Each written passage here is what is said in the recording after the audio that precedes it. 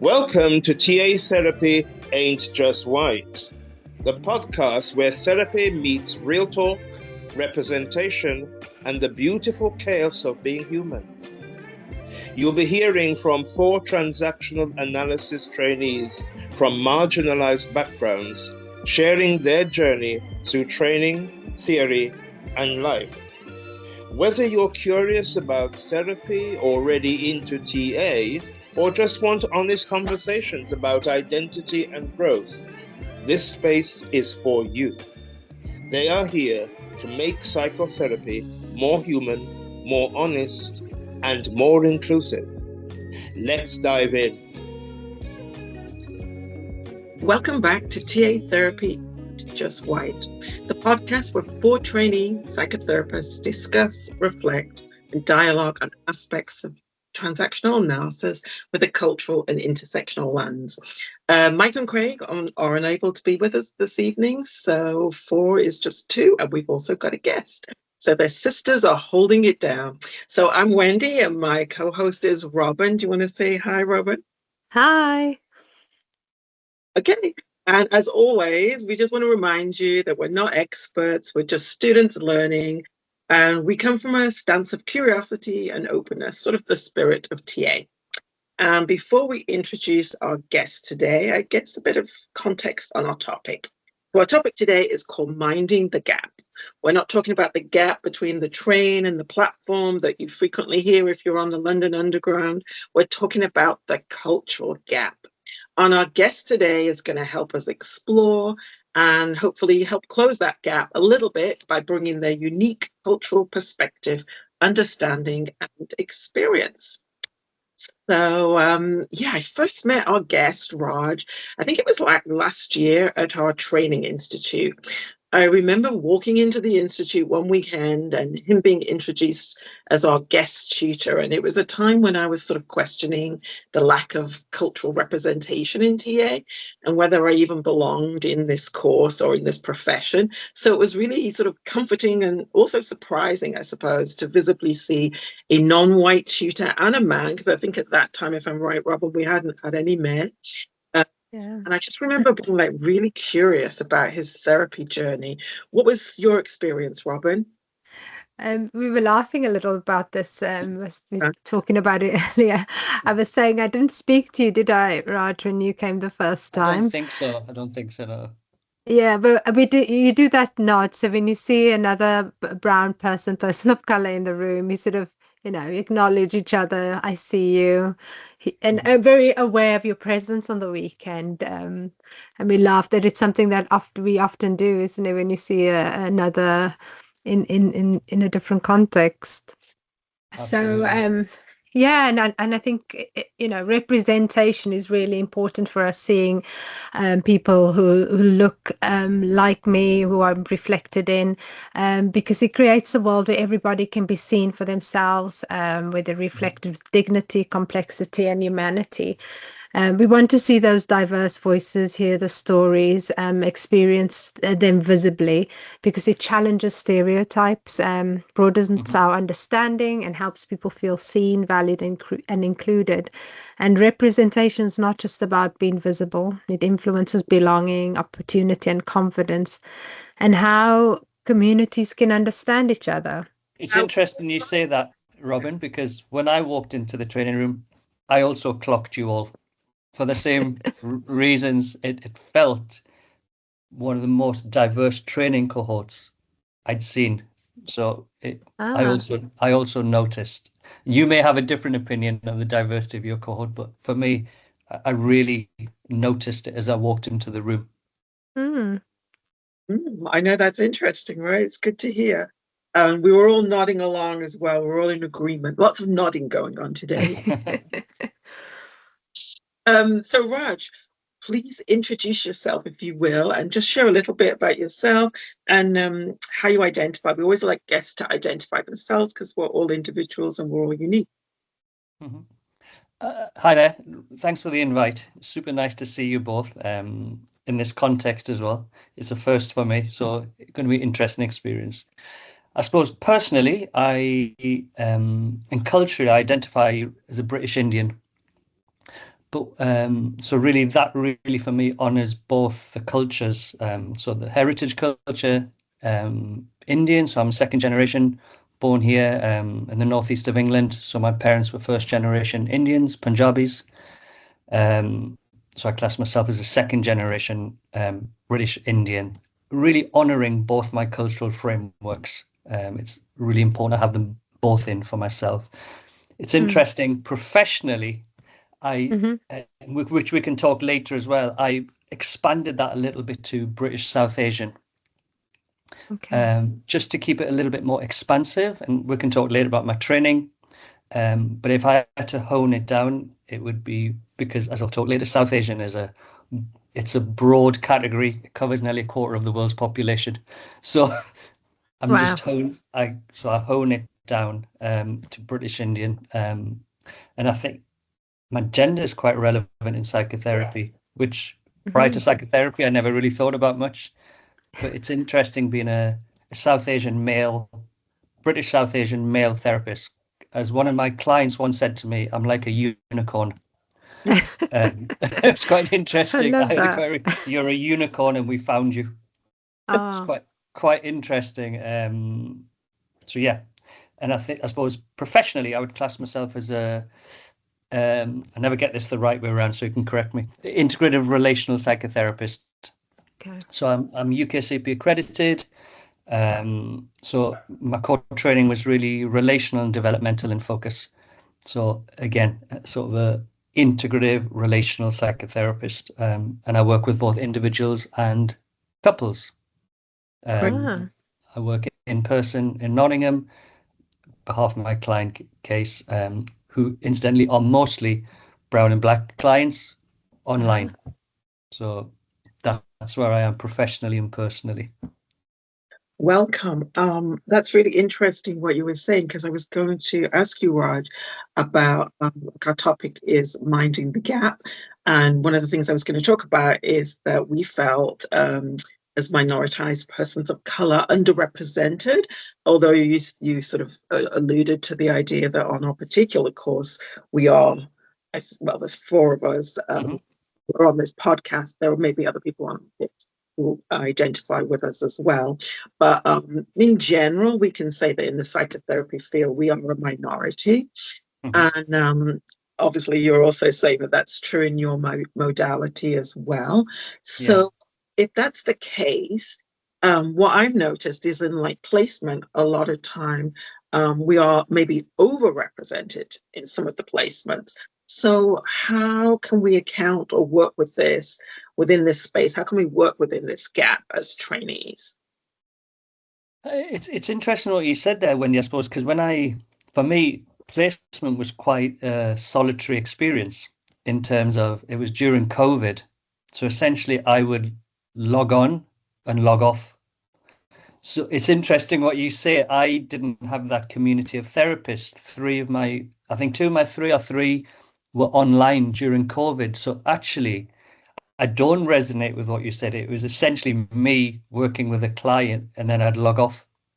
So I had no concept of other ethnically minoritized therapists, trainees.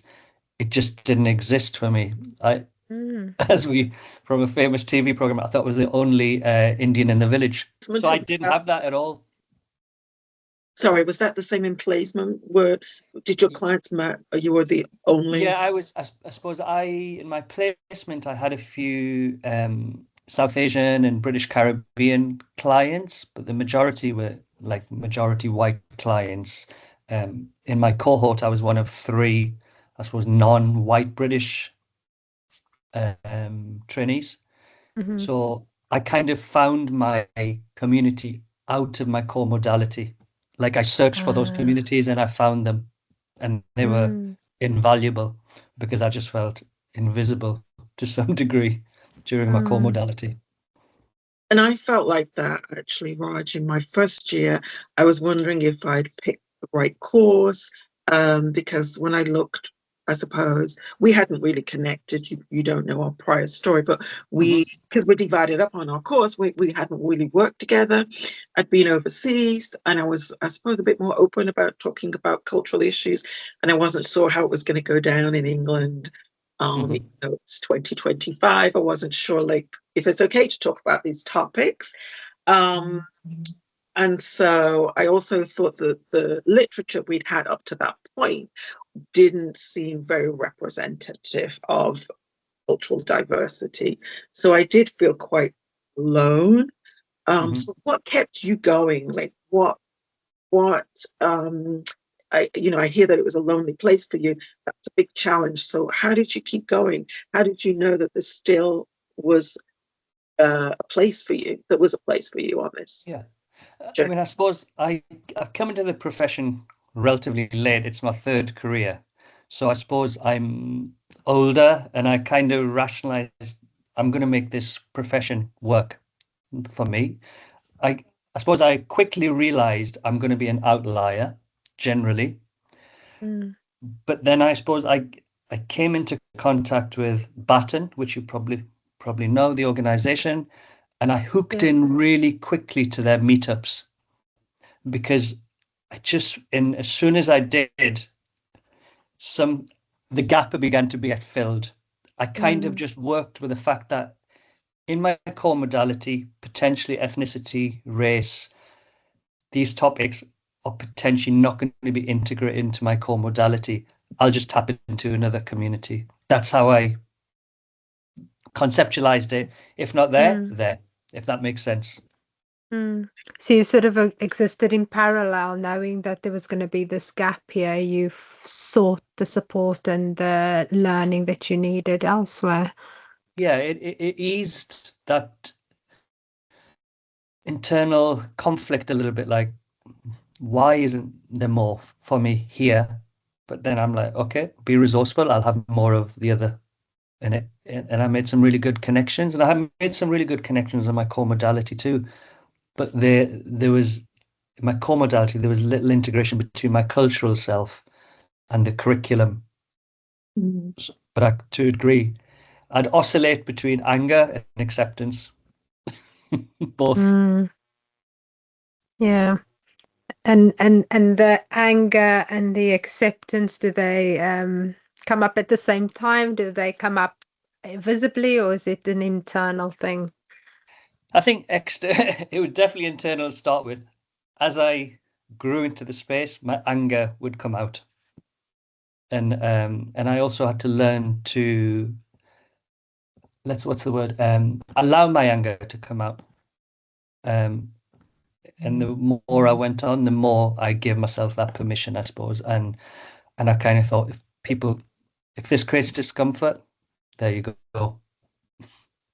It's give yourself permission to be your whole self, because that's who you are, isn't it? It's like, this is us. You have to accept us. We can't chop bits of ourselves up to make ourselves palatable for other people. Yeah, it was tricky at times, but I managed it. So thinking about your modality, could you tell us a little bit about? You did give us a brief introduction that it's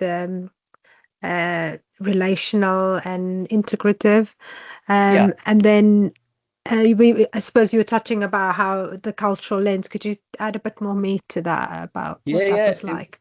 Absolutely, it was an integrative. Really, the core was on relational and the developmental, those two threads. So it was really, if we think of the core, was really what developmental deficits have we experienced developmentally, and how central the therapeutic relationship is to healing and as a catalyst for change. So really, that was the base of it. I suppose, but what it was is it was quite intrapsychic in its nature. At times it didn't bring enough the world into it. It became quite isolating. I think almost the therapist was a monolith, the client was a monolith. So there was no social context around them. So that's where I suppose some of the gap was. The training was super robust and super super valuable, I would say, but that the world didn't quite come in. So you're sort of dealing with the therapist and client in isolation of social context, political environment. And as we know, it's impossible. We're part of the world. We exist in a world, looks at us in one way, it defines us in a certain way, the stereotypes, whatever. But how can we divorce the world from our work? It was something I read. The culture's ever present. It's always there. We all have a culture. So how was it spoken about at all? Is it completely absent in the modality? I suppose it was fairly absent until myself or the other, I suppose the trainees brought it in, because it almost felt, I suppose the more I got into the training, I thought, I'm just going to have to get this in. I'm just going to shoehorn it in. It sounds like that. So that's what I did. And then we looked at it, but there wasn't an integration, I suppose, between the curriculum and that. There was a little bit bolt on at times, but I wasn't afraid to bring in experience of what it's like to be a racialized self into the training, because I thought my cohort have to know. Do you become the default cultural expert on the? I think one of three. All three of us give our subjective experience of how we are in the world and how we experience the world. We have a cultural self and a racialized self. So, and it was welcomed too. So there was no opposition per se. Yeah.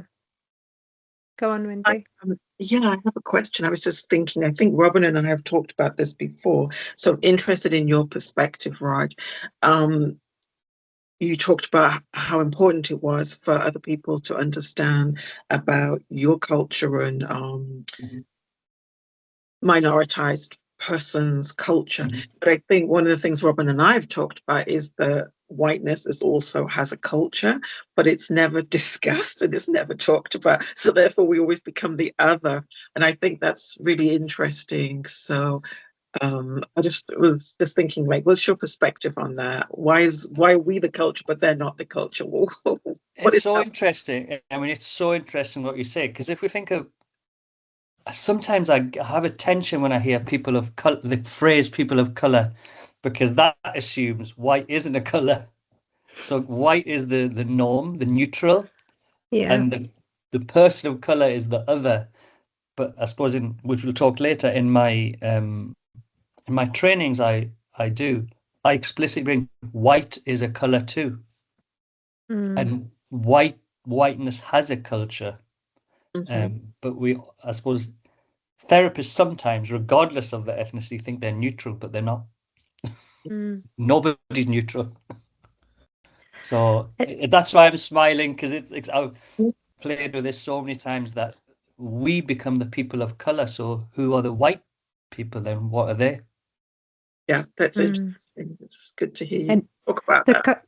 The culture is assumed and the norm. Yeah, I like the concept of the cultural self and the racial self, and I suppose that those are two separate identities in terms of how we identify ourselves. Thinking back, back to TA, what is your understanding? How much do you know about TA? I know it's not your primary modality, so just finding out. Actually, I've learned quite a lot. I mean, we did the TA 101 and I loved it, but we'd already had TA influence in our core modality, because the course leader was a TA person and they brought the concepts in. So already it was forming, and already I enjoyed it before the TA 101. I found it quite accessible, almost user-friendly, that without demeaning it. I don't mean to demean it. It felt really usable and practical to me, and quite a practical person. So it really appealed for me. And I think I've done independent CPDs in TA concepts, because they're relational and developmental in nature too. TA is relational and developmental. So I've always been attracted for it. And I often wonder, would I have done a master's in it if the opportunity had arisen? and probably would have when I think about it in retrospect, but I didn't. I didn't have the consciousness around modalities, and I didn't even know where they. I mean, I had no consciousness about the modality. I barely had consciousness about the modality I did. Never mind TA. So That's really there's no way. There's no way I would have chosen TA. That's really interesting. You only become conscious of what a modality is as, once you on your training. The general public wouldn't sort of, they don't Absolutely. know about modalities. Yeah. So you're saying that you are aware of TA. Is there anything you think overlaps with what you know already about the Definitely. I Yeah. mean, in our modality, unconscious process were a huge part. But then I bring it over to life scripts. It's all bringing the unconscious conscious. So if we think of, I don't know, drivers, injunctions, and ego states, it's working with the unconscious. I almost say therapy is making the unconscious conscious, and then we have an option of how to be once it's conscious. So I think there's so many overlaps, especially I suppose a lot of our core modality was based around the work of Richard Erskine, who was a integrative relation. Sorry, his background is TA, as you know, that relational integrative. So a huge part of our course was Richard Erskine's work. So already the theoretical base was there of TA, although I know he integrates other modalities too. But with some of our tutors, they were TA people and they brought in concepts before the TA 101. So I was learning about TA and I liked it quite a lot. And what do you think is it about TA that sort of you like or that you find that you resonate with? I think it's like it feels real to me. The concepts feel real and accessible. And I found with clients, I do integrate some TA into my work, and it's almost graspable. It's not something abstract and conceptual and dense. For me, it feels user friendly, and I'm very practical. It really appealed to that practical sense for me. Is there any concepts that you sort of use quite often, frequently used?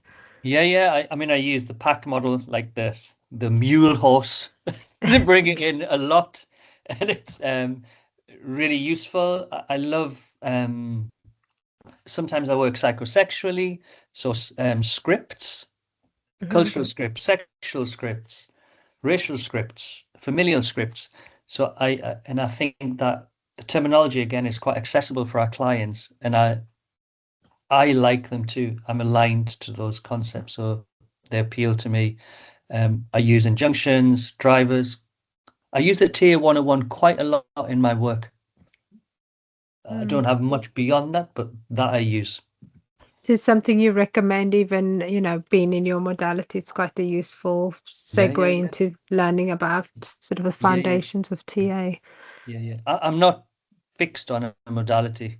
It's too restrictive for me. It's like a straitjacket. Oh, that's interesting. That's good for us to hear about the usability, especially with the clients that you work with. I think that's one of the things that I was attracted to. I think, Robyn and I have already talked about this, the user friendliness of it. I just wanted to take you back to intersectionality a little bit. I feel like that's become a bit of a buzzword, I suppose, that everybody throws around a little bit. And I've done a little bit of research on like Crenshaw's work, and I know she's also talking about the nuances within the culture. So like there's a difference between, say, we might say talk about South Asian culture, we might talk about Black culture, but there's a difference between class division, gender division. Absolutely. Yeah, very, very different. I know you run a workshop called Understanding and Working with South Asian Clients. So can you tell us a little bit more about this? What do therapists need to know? And I know you're coming from an intersectional lens, so I'm just thinking, what is important and what is it that we need to know? And what would we find out if we took that course? I suppose I would, as I say at the beginning, South Asia is not a monolith. You know, it's like us. It's again, if we think of it in UK terms, it's something like top of my head, it's like 13% of the UK population. And if we think in broader terms, I think it's a fifth or a quarter of the world's population. You think India, Pakistan, Bangladesh is millions of people. So the first thing I say is we aren't a monolith. We've been sometimes conveniently lumped together, first of all as BAME, and then when we deign to bring South Asian. So within that, I mean, there's languages, religions, languages. For me, the biggest is generational status here. In my family, there are 4 generations. So every generation will present differently. So I have, for example, nieces who can't speak Indian languages. I can. That's going to shape how therapy works, or they're presenting issues. So I really bring in generational difference, especially with British South Asians, and how that presents, and sexuality. I bring in class, socioeconomic. It's almost think wider, think beyond their Indian or South Asian, because even I mean, it's a subcontinent. India is a subcontinent. It's huge with like 100 languages. So how can we not be intersectional? So it's interesting sometimes when for me, it's just normal way of practicing. We look at the different facets within a person. But I sometimes almost I hear a groan sometime, oh, not intersectionality again. But generally, they are not racially minoritized people who are groaning. Yeah. If that makes sense. Yeah. Because they don't have to. They don't have to think about it. We do. And also, like you said, it's the grouping into categories, so they think it's going to be the same old story, but we're multifaceted people with varied experiences. Yes.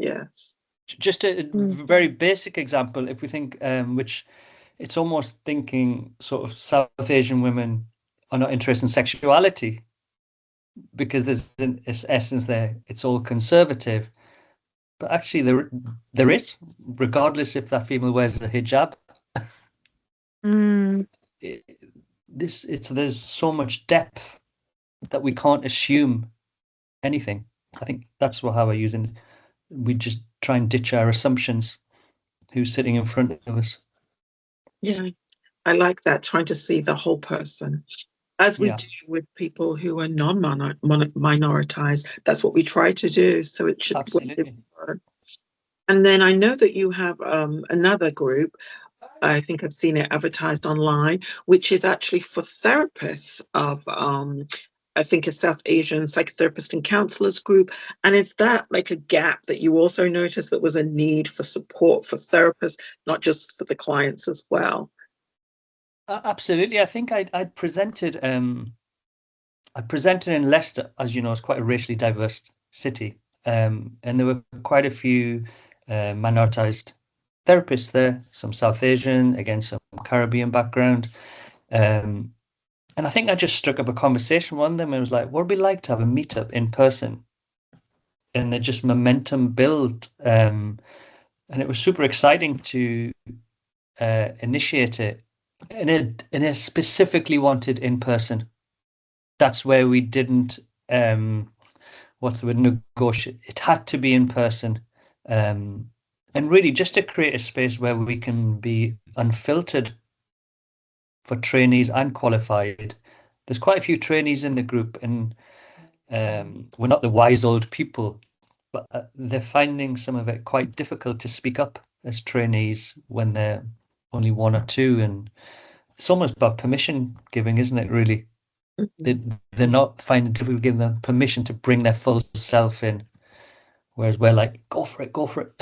But in that space, it's just it's a very, very safe place, things that we probably never said in training cohorts to each other, so it's really needed.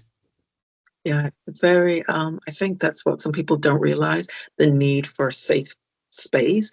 I used to hear that sort of mentioned, not just in my course, but in workshops I've been to. Oh, it's safe, or oh, we're so lucky because we've got a safe space. And in my head, I'm thinking, safe for who? It's just an assumption that it's safe. Absolutely. And I think the other outlet is we bring our South Asian clients in, and there's no space for that in core training. Specifically, everyone brings only South Asian. It's not a rule, it just happens. They bring their South Asian clients in. And how is it for a South Asian therapist to work with a South Asian client?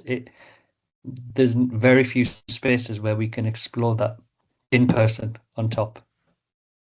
So it's great. It's fantastic. I'm also an attendee. I mean, I just organize it, but it's equally important for me. Yeah, I can hear how much you get out of that. So that's great. Mm-hmm. Yeah.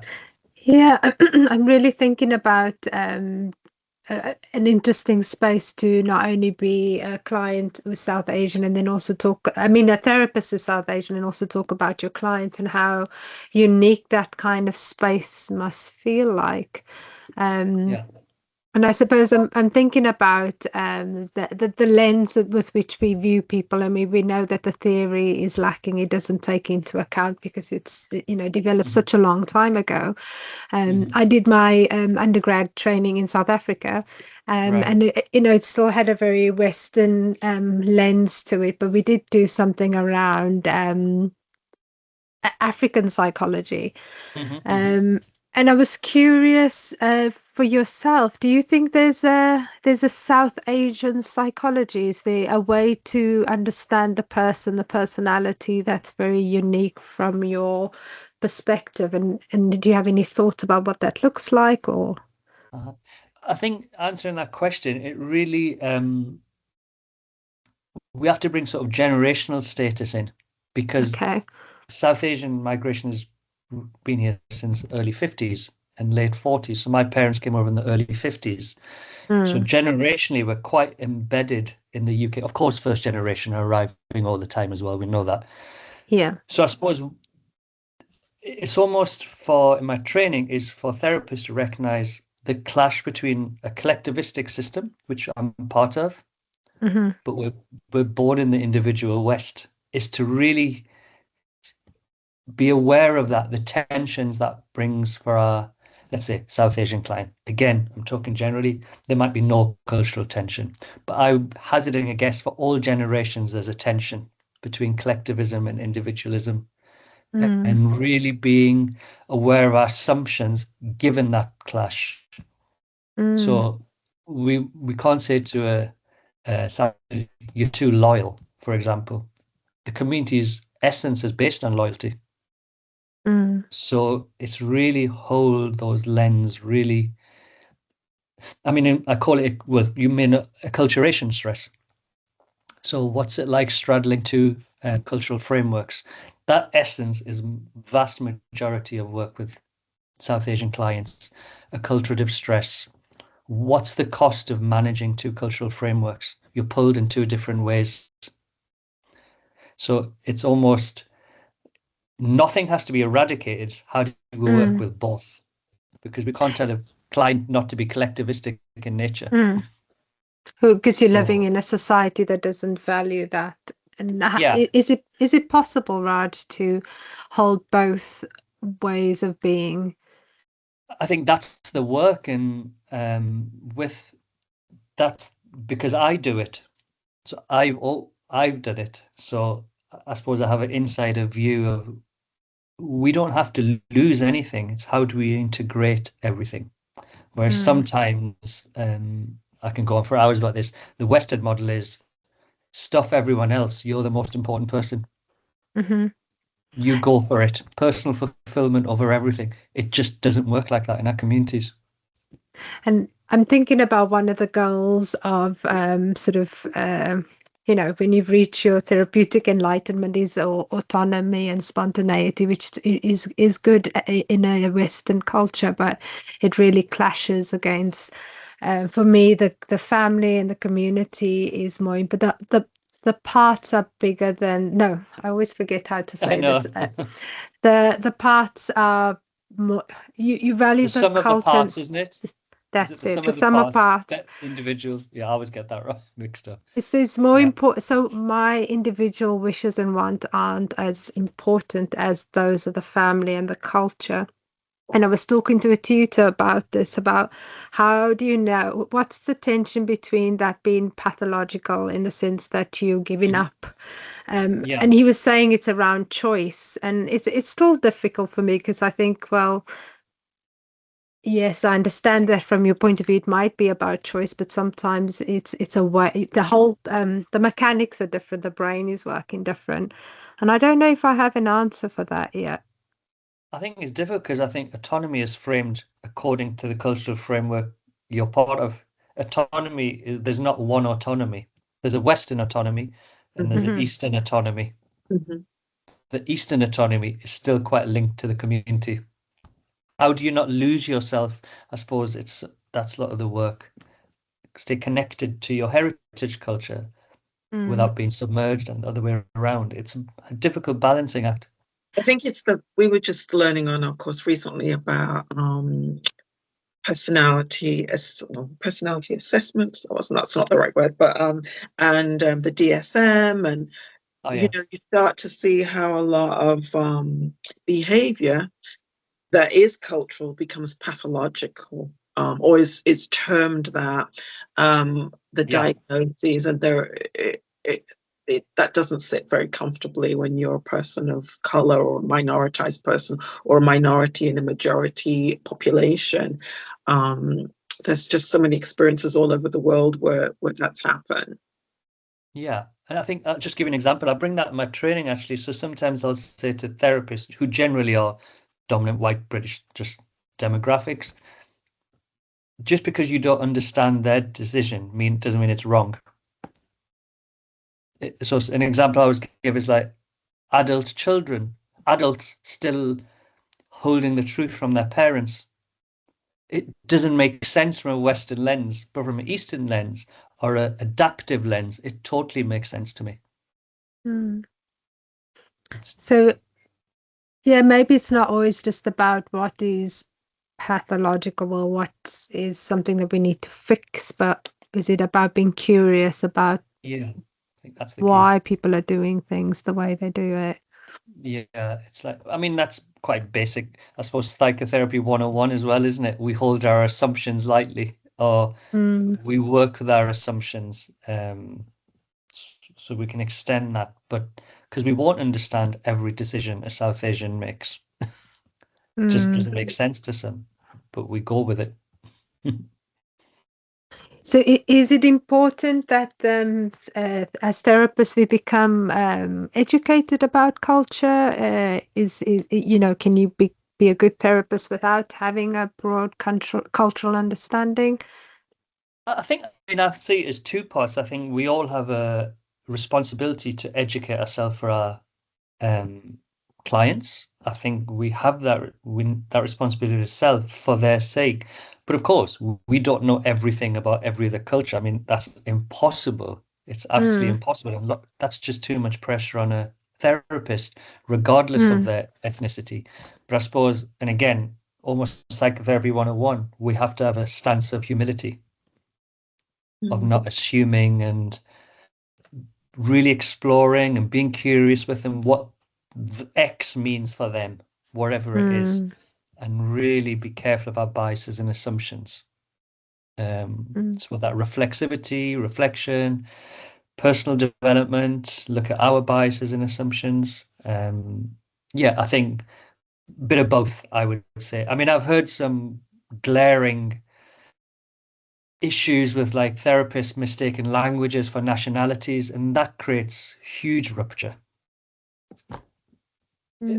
I think for me, you do have to educate yourself on that. You can't get someone's language wrong and confuse it with a country. So I think both are needed, but more the humility stance, I would say. Yeah, I think that's interesting. Sorry, I was just going to say it's interesting that you said humility, and I like that because normally we say curiosity, not knowing, but I like the idea of actually being humble. I think that perhaps is a better way of putting it, actually. It's not just about questioning. It's like humbling yourself that this person actually knows more about themselves in some areas than the therapist actually does. Yeah.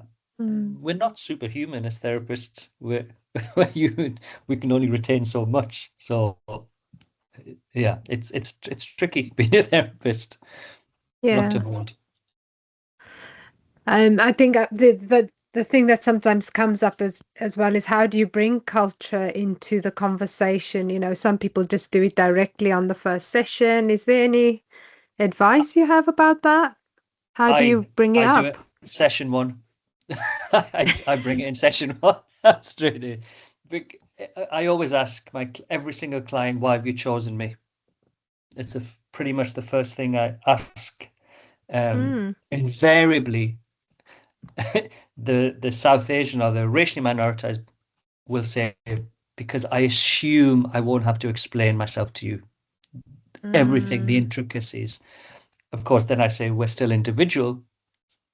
I will get threads of your experience, not fully. And I also, with, I suppose, dominant white client groups, I'm like, why have you chosen me too? Invariably, they're like, because you were near. You were near and free. But sometimes, I suppose I put it in the room and then we can touch it at other time if we need to.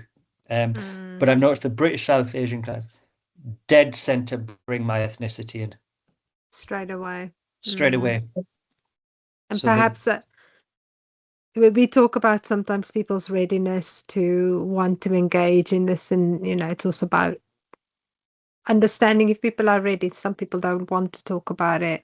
Yeah, you're just putting it in the room and they can choose to or not, but better that than avoid it. Yeah. Because I am a South Asian male who's a therapist. There's no getting around it. You can see my name, face, it's there. So why not talk about it if appropriate and needed? It's in the advertising. It's there. I can't hide. Well, talking about advertising, nice segue. So, Raj, we've really enjoyed having you here. Where could people find out more about you? What are you doing out there? What other things are you doing? What workshops? How can people expand their learning or dialogue with you? How can you support their challenges? How can people reach you? So I think I've given you my sort of contact details and website. Anyone can contact me. I have an Instagram and a LinkedIn. One of my passions is creating CPDs for therapists.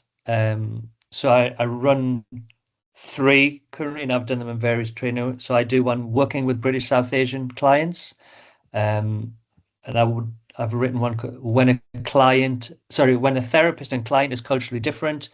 And I also did one with working with intercultural couples. So there's definitely threads of all 3, and I run them at various times. I'm running a few next month in June. I run them as and when.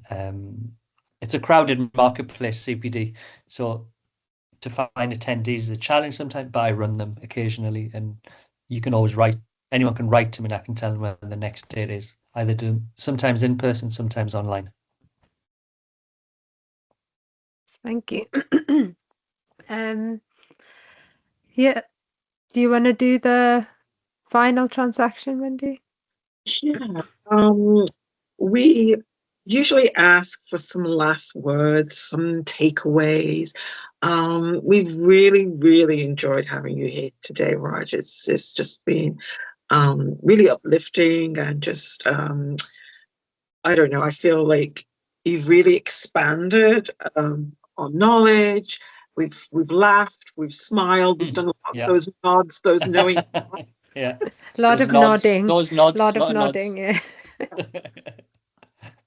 So, what tips or what messages do you have for our readers who are not in here enjoying this experience? A lot of our listeners at the moment are probably trainees. So, what we're going to leave us with? It's something I suppose I'm going to distill something I use in my training and make it very short. We've touched on it. I would sort of say, don't assume, don't avoid. Short and sweet. That can go on a t-shirt. There's a whole Robyn will make you one. She's very. I love it. Yeah, perfect. I'd hope that wasn't too small, but it sort of encapsulates, I suppose, a lot of my training, especially the don't avoid part. Yeah, I think that's something I've been nervous about as a trainee. You know, do I need to bring it in the room? But you're saying day one, session one, straight in. Hello, my name is, and don't avoid. Pretty much. I'm going to ask you. I don't know. I was in another profession before. We used to use the social graces a lot. I don't know if you've heard about them. Yeah, and yeah, I yeah. love that because that's a way of bringing it in at the beginning and just sharing. These are my graces. What are yours? Perhaps we'll do a podcast on that at another time. But it's just like you said. You just bring it in, put it there, and if you need to pick it back up, it's already there in the room. That's the key. So it's accessible. That's all. Yeah, absolutely. I like the social graces. Fantastic model too. Thank you, Raj. It's been amazing to have this time with you, spend this time with you on a very cold spring day. Is it summer yet? I'm not sure. It's bright. Is it bright where you are? Bright and cold. Yeah, bright and cold. We've had 4 seasons in the day. Exactly. Yeah, if you've enjoyed listening to this chat, help us spread the word. You can find us on YouTube, Facebook, and Instagram. Just look for TA Therapy, Ain't Just White. Leave us a review if you've loved listening to Raj. You know where to find him. We'll put some details in the show notes. Share this episode with a fellow trainee or somebody who's curious about therapy. And if you want to talk to us, have a comment, you can find us, or our email address is talktotajw@gmail.com. And I think that is going to be a wrap for this evening, sadly. Don't forget, Raj has lots of training workshops out there. So check our socials because we'll be advertising there. But I think for tonight, that is it. It's been a pleasure. So I think it's goodbye from all of us. Ready? Thank you both. It's been fantastic. Bye-bye. See Great. you. Bye. Bye-bye. Thanks for listening to TA Therapy Ain't Just White. We hope something in today's episode made you feel seen, curious, or just a little more connected. Whether you're a trainee, a therapist, or just therapy curious, you belong in this space. Join the conversation by following us on socials or dropping us a message. We'd love to hear from you. Until next time, stay grounded, stay curious, and stay you.